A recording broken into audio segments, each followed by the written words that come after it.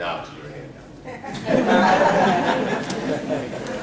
See, because one of the things, because people say, Mr. Clay, you know, Rich, I get this, I'm fine with it. It took me a while, but I understand the African educated way, but I don't know how to do it. And I've read some books that were very theoretical about how do you do this practically. So I put a couple passages in my book that was not really about African education exclusively, but to help people out with a practical way of implementing. And it says this: one way to introduce African education into an existing, into your classroom or into your daily lesson plans is to organize your curriculum, your plans, and around the implementation of the Nguzo Saba Kawaida. This phrase is Swahili for the 7 principles of blackness that lead to a better life.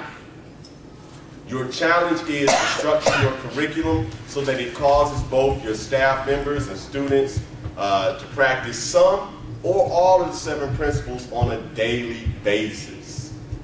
Some or all of these principles on a daily basis.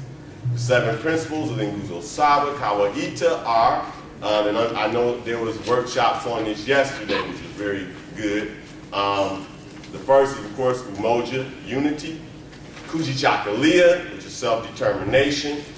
Better, in common terms, that means the ability to name, to define, to plan, and provide for ourselves. Ujima, collective work and responsibility. Ujama, cooperative economics. There is Nia, purpose. Kaumba, creativity. And Imani, faith.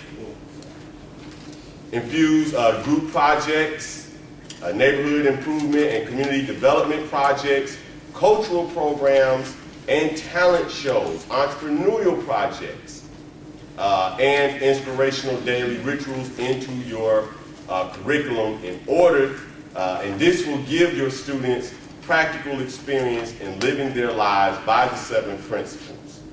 Posters illustrating the 7 principles should be visible all throughout your classroom and throughout your school. And basically what I'm saying here is this.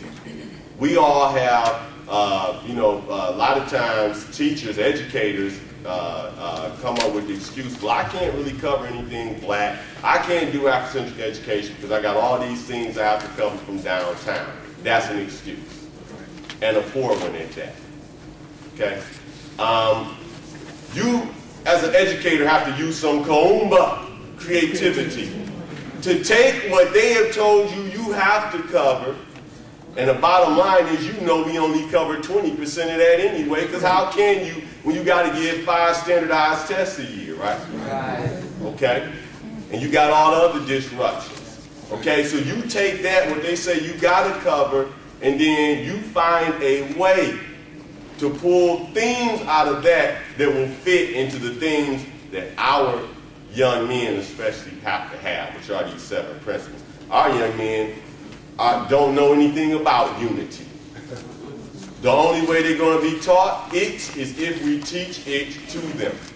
So you have to develop lesson plans then that while they say you got to cover the 1920s, then somewhere in there you got to sneak in Marcus Garvey and the whole concept of unity.